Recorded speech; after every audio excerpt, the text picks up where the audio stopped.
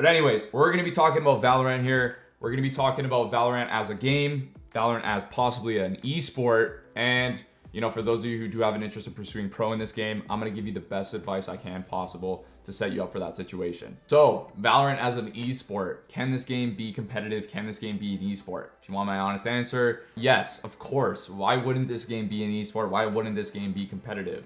It's got all the elements that a successful esport has. It's team-based, it's objective-based, and not only that, but you have clear separate roles that are different from the others that people can kind of specifically choose what they want to play.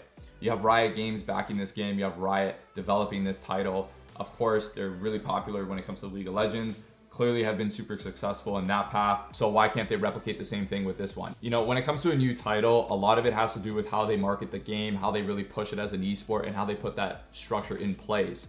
You know, when it came to Overwatch, when the game first came out, Blizzard put a lot of focus on marketing the game, focus on getting that player base, those player base numbers up. And they were patient, but also timely when it came to putting the structure in place, like Overwatch Contenders and Overwatch League.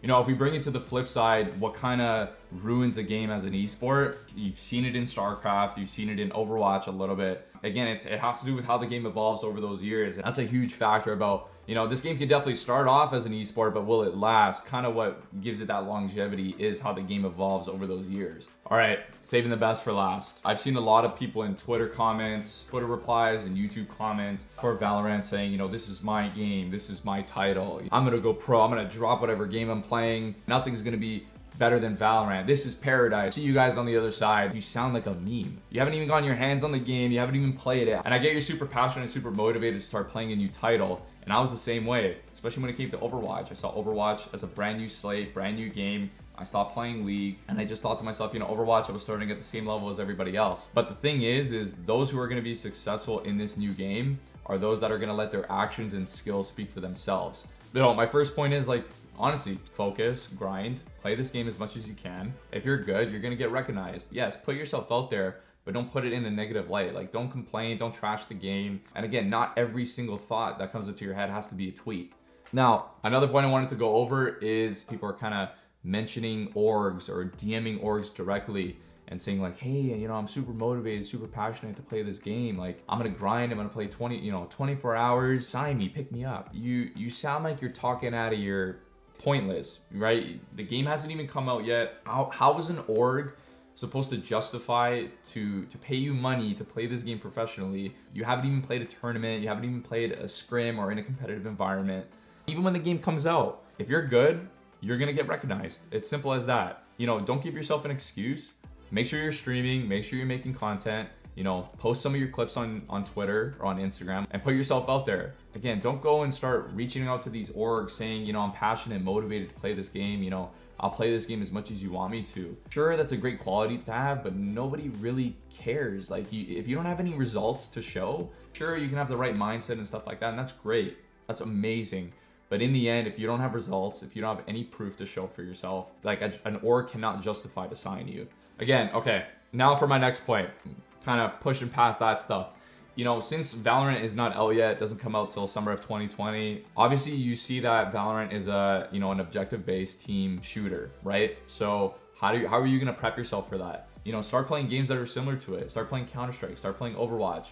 You know, maybe download OSU or download some aim training games just to like start setting yourself up, prep yourself for when this game comes out. Just really don't have an excuse. Make sure you're ready when this game gets released. Now, I kind of spoke on this a little bit before, but once Valorant comes out, for those of you guys who really want to put yourself out there, think about it. It's a brand new title, a brand new game. For anybody who's even wanting to become a content creator, anybody who wants to just review gameplay or be a streamer or even be a pro, literally make content.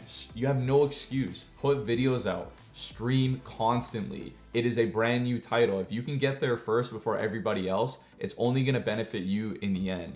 Now, one thing I did in Overwatch when Overwatch first came out, I thought to myself, like, how am I going to learn how to really truly play this game at a competitive level? And that was honestly, you know, throwing myself in a scrim environment. I made an amateur team. I literally made a Reddit post. I also put a post on an Overwatch forum saying like, hey, this is me. These are my intentions. I want to go pro. I did tryouts, made a team. We started looking for scrims, and that was it. Like, I threw myself in a competitive environment, and you're going to have to do the same in Valorant if you want to reach that level.